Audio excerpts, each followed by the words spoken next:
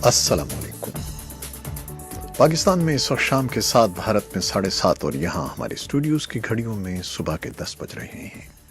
Voice of America Washington کی Urdu service سے ہماری باقاعدہ نشریات کا آغاز ہوتا ہے۔ پہلے گھنٹے کے لیے میں ہوں آپ کا میزبان خالد حمید۔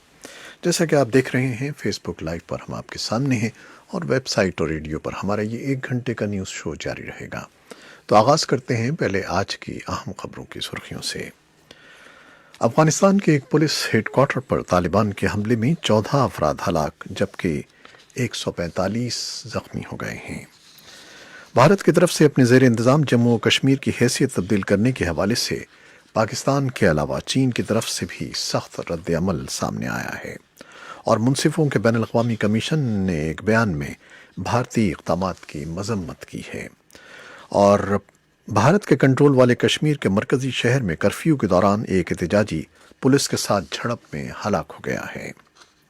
امریکہ کے معاون وزیر خارجہ ایلس ویلز نے کہا ہے کہ پاکستان کی طرف سے اقتصادی اصلاحات کے لیے کی جانے والی کوششوں میں امریکہ پاکستان کے ساتھ مل کر کام کرے گا۔ اور بدھ کے روز وزیر اعظم عمران خان نے قومی سلامتی کمیٹی کے اجلاس کی صدارت کی، جس میں سیاسی اور عسکری قیادت نے شرکت کی۔ پاکستان کے سابق وزیر خزانہ مفتاح اسماعیل کو بدھ کے روز نیب نے گرفتار کر لیا ہے، اور پاکستان کی سپریم کورٹ کے جج جسٹس قاضی فائز عیسیٰ نے اپنے خلاف صدارتی ریفرنس کو عدالت عظمیٰ میں چیلنج کر دیا ہے۔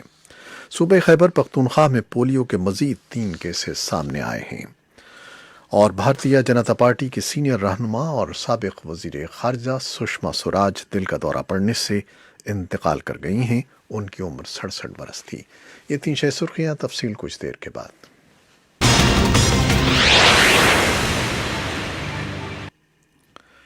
خبریں اب تفصیل کے ساتھ۔ افغانستان کے ایک پولیس ہیڈ کوارٹر پر طالبان کے حملے میں 14 افراد ہلاک جبکہ 145 زخمی ہو گئے ہیں۔ خبر رساں ادارے رائٹرز کے مطابق افغانستان کے دارالحکومت کابل میں بدھ کی صبح ایک کار میں دھماکہ ہوا۔ دھماکہ کابل کے ایک پولیس ہیڈ کوارٹر کی چیک پوسٹ پر ہوا، جب صبح کے وقت اس مقام پر لوگوں کی بڑی تعداد موجود تھی۔ کار دھماکے کی ذمہ داری طالبان نے قبول کرتے ہوئے کہا ہے کہ پولیس اسٹیشن کو ان کے خود کش حملہ آور نے نشانہ بنایا۔ افغانستان کی وزارت خارجہ نے دھماکے میں 14 افراد کی ہلاکت اور 145 افراد کے زخمی ہونے کی تصدیق کی ہے، جبکہ طالبان کے ترجمان ذبیح اللہ مجاہد نے دعویٰ کیا ہے کہ بھرتی کا دفتر انتہائی سیکیورٹی والے علاقے میں ہے، اور وہاں نہ کوئی شہری ہوتا ہے نہ کسی کو جانے کی اجازت ہے۔ نائب وزیر داخلہ جنرل خوشحال سعادت نے ایک نیوز کانفرنس بتایا کہ 145 افراد زخمی ہوئے ہیں، جن میں 92 شہری ہیں۔ افغانستان کی وزارت داخلہ کے ترجمان نصرت رحیمی کے مطابق پولیس ہیڈ کوارٹر کے باہر چیک پوسٹ پر ایک گاڑی کو روکا گیا تو گاڑی میں موجود حملہ آور نے گاڑی کو بم سے اڑا دیا۔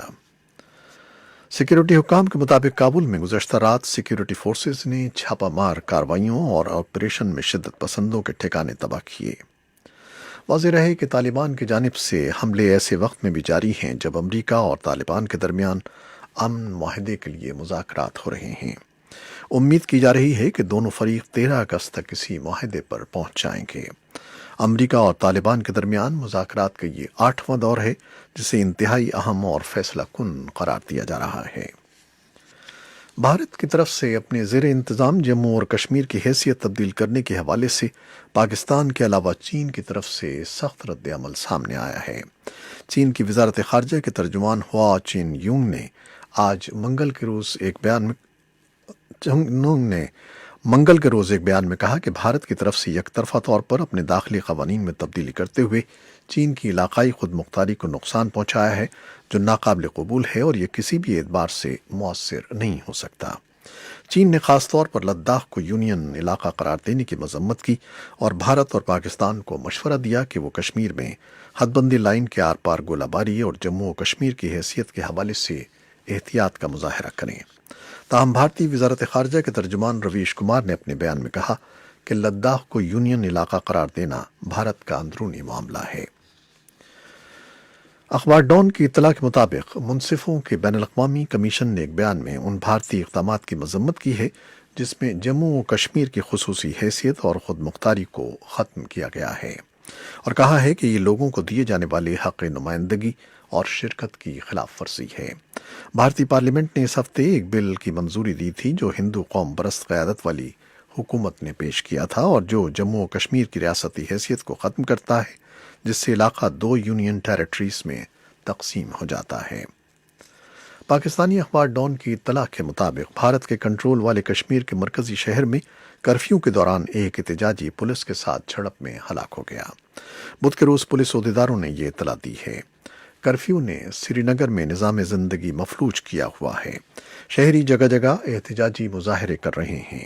ایک پولیس عہدیدار نے نام ظاہر نہ کرنے کی شرط پر AFP کو بتایا کہ ایک واقعے میں نوجوان نے پولیس کے ساتھ جھڑپ میں دریائے جہلم میں چھلانگ لگا دی اور جان دے دی۔ یہ واقعہ سری نگر کے پرانے علاقے میں پیش آیا۔ امریکہ کے معاون وزیر خارجہ ایلس ویلز نے کہا ہے کہ پاکستان کی طرف سے اقتصادی اصلاحات کے لیے کی جانے والی کوششوں میں امریکہ پاکستان کے ساتھ مل کر کام کرے گا۔ امریکی سفارتکار نے یہ بات اس وقت کہی جب پاکستانی حکام نے امریکی وفد کو پاکستان حکومت کی طرف سے کی جانے والی اقتصادی اصلاحات، منی لانڈرنگ اور دہشت گردی کے لیے مالی وسائل کی روک تھام سے متعلق عالمی تنظیم فائنینشل ایکشن ٹاسک فورس یعنی FATF کے ایکشن پلان پر عمل درآمد کی کوششوں سے آگاہ کیا۔ اس بارے میں ایک تفصیلی رپورٹ بھی کچھ دیر میں آپ کے لیے پیش کی جائے گی۔ اور بدھ کے روز وزیر اعظم عمران خان نے قومی سلامتی کمیٹی کے اجلاس کی صدارت کی۔ اس میں سیاسی اور عسکری قیادت نے بھی شرکت کی۔ اس کی تفصیلات بھی ہم جانیں گے اپنے اسلام آباد میں اپنے نمائندے سے۔ پاکستان کے سابق وزیر خزانہ مفتاح اسماعیل کو بدھ کے روز نیب نے گرفتار کر لیا ہے۔ اس سے پہلے اسلام آباد ہائی کورٹ نے LNG درآمد کیس میں ان کی ضمانت قبل از گرفتاری میں توسیع کی درخواست مسترد کر دی تھی۔ پاکستان کے اخبار ڈان کی اطلاع کے مطابق پاکستان مسلم لیگ نواز سے تعلق رکھنے والے لیڈر مفتاح اسماعیل، سابق وزیر پیٹرولیم اور قدرتی ذرائع، متعلقہ سیکریٹری اور دوسرے عہدیداروں سمیت LNG کیس میں نیب کو مطلوب تھے۔ پاکستان کے سپریم کورٹ کے جج جسٹس قاضی فائز عیسیٰ نے اپنے خلاف صدارتی ریفرنس کو عدالت عظمیٰ میں چیلنج کر دیا ہے۔ جسٹس قاضی فائز عیسیٰ کی جانب سے دائر درخواست 300 سے زائد صفحات پر مشتمل ہے۔ اور صوبہ خیبر پختونخوا میں پولیو کے مزید 3 کیسز سامنے آئے ہیں، جس کے بعد رواں برس ملک بھر میں رجسٹر ہونے والے پولیو کیسز کی تعداد 53 ہو گئی ہے۔ بھارتیہ جنتا پارٹی کے سینئر رہنما اور سابق وزیر خارجہ سشما سوراج دل کا دورہ پڑنے سے انتقال کر گئی ہیں۔ ان کی عمر 67 برس تھی۔ انہیں منگل کو دل کا دورہ پڑنے پر نئی دہلی کے All India Institute of Medical Sciences منتقل کیا گیا تھا، لیکن وہ جاں بر نہ ہو سکیں۔ امریکہ نے کہا ہے کہ وہ چین کے ساتھ تجارتی محاذ پر کشیدگی میں اضافے کے بجائے بات چیت کے لیے معاملات حل کرنے کا خواہش مند ہے۔ وائٹ ہاؤس نے ستمبر میں چینی وفد کو مذاکرات کے لیے دورہ امریکہ کی دعوت بھی دے دی ہے۔ اور صدر ڈونلڈ ٹرمپ تنقید کے باوجود ٹیکساس اور اوہایو میں بدھ کو ان مقامات کا دورہ کر رہے ہیں جہاں گزشتہ ہفتے فائرنگ کے 2 مختلف واقعات میں 31 افراد ہلاک اور متعدد زخمی ہو گئے تھے۔ صدر ٹرمپ دورے کے دوران ٹیکساس کے شہر ایل پاسو بھی جائیں گے، جہاں کے سیاستدان اور سول سوسائٹی کے افراد صدر ٹرمپ پر یہ تنقید کرتے ہوئے سراپا احتجاج ہیں کہ ان کے تارکین وطن سے متعلق سخت موقف سے متاثر ہو کر حملہ آور نے لوگوں کو ہلاک کیا۔ امریکہ نے روس اور چین سمیت دیگر ممالک کو خبردار کیا ہے کہ وہ وینزویلا کے صدر نکولس مادورو کی حکومت کے ساتھ تجارتی روابط رکھنے سے گریز کریں۔ ایک روز قبل امریکہ کے صدر ڈونلڈ ٹرمپ بھی امریکہ میں موجود وینزویلا کے اثاثے منجمد کر چکے ہیں۔ شمال مغربی شام میں بدھ کے روز حکومت کے وفاداروں نے جہادیوں اور اتحادی باغیوں سے ایک قصبہ اور ایک دیہات چھین لیا۔